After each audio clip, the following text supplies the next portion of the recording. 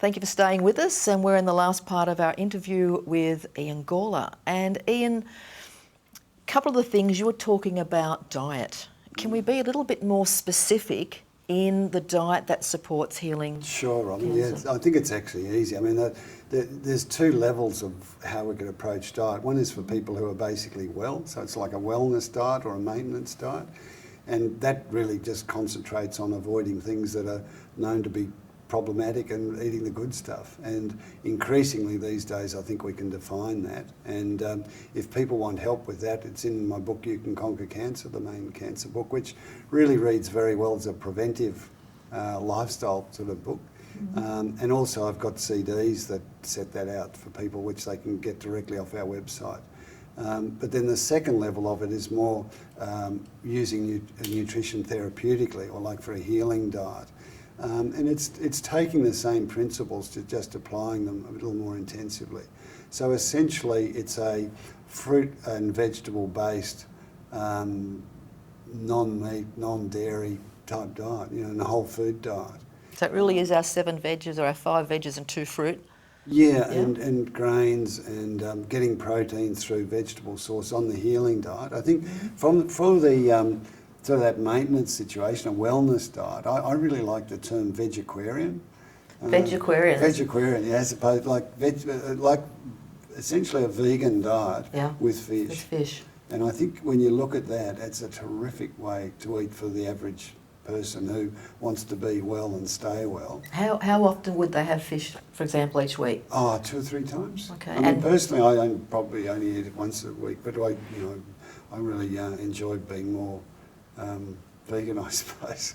Okay. So fish means, as in fish, tuna, sardine, what? Yeah, well, ideally the deep sea small fish and the oily ones particularly, although because we hear a lot about the benefits of omega-3 fatty acids which are in fish, but you need an oily fish for that. So that's more like the sardines and things like that. And tuna has a little, but not a huge amount actually. Okay. What about juices?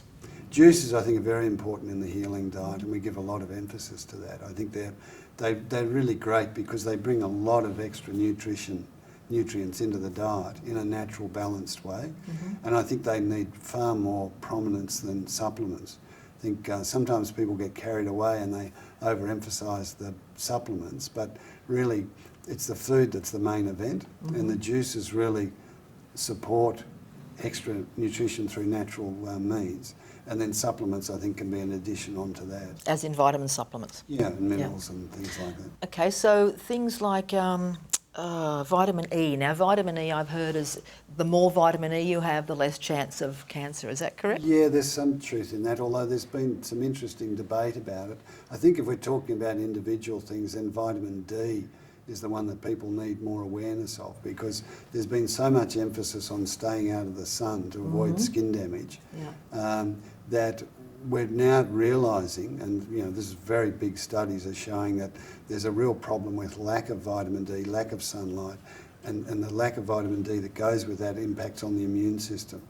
And in Europe now, they think that 1/3 of all the breast cancers that are turning up in women there are directly related to lack of sunlight. Wow. So we're starting to see this come through in the public health messages, that you need some sunlight, you need modest sunlight, but you don't want to have a lot. And it's a tricky public health message, and I think we'll see that being wrestled with. But we strongly recommend people with cancer to get their vitamin D levels checked, because many people are low. And it's just a very easy way that you can boost your vitamin D and get your immune system really much more active. Go for a walk in the sun. Happens always. Can you give us a couple of quick examples of case studies where people have been diagnosed perhaps with a quite robust cancer, aggressive cancer, and they've followed the meditation, the healthy eating, and what's the... Yeah, look, one of my favourite sort of stories that just comes to mind immediately you asked that was a lovely Greek fellow who came to our groups in the early 80s, and he'd migrated to Australia at a young age, worked hard, become successful, then had symptoms, got diagnosed with a quite advanced aggressive prostate cancer, was told that medically it was untreatable, it was too far advanced, and got bad news badly, went home, thought he was in a hopeless situation, stopped work immediately, locked himself in the house, put all the blinds down. This is literally true. Spent most of the day crying. Wow. When he thought his wife was coming back from their business, she was keeping it going, all the boys, 3 boys, uni, were coming home. He'd try and pull himself together, struggle through the time with them, and then go through the next day in a shambles like that. Went down to the newsagent, saw You Can Conquer Cancer, my book, long after it first came out in '84. Thought the title was interesting, which was what I was trying to get across, was that, you know, that there are real possibilities. Took it home, read it, and said he was really confused because he knew he had good doctors, and that was true, and they'd said he was in a hopeless situation. But here was this book saying you could attend to your lifestyle, you know, change your diet, meditate, use your mind, and you might recover. And his wife knew about our groups that were running in Melbourne. She paid for him to come along.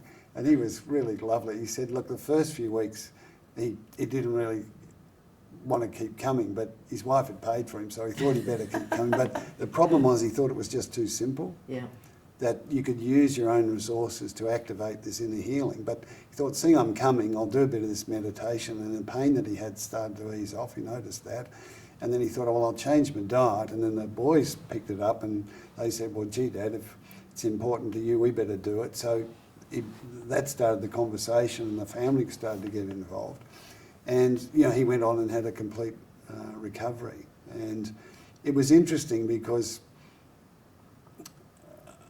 as he was doing well and he went past his use-by date, you know, the doctors had said they didn't think he'd last more than about 4 to 6 months. And, you know, about 6 or 8 months later, I said, Jim, you know, you better go back and get your test done. He said, oh, no, I don't think I want to do that. He said, last time I went, took me months to get over it. But he said some very important things. He said, firstly, he said, I know they've already told me there's nothing they can do.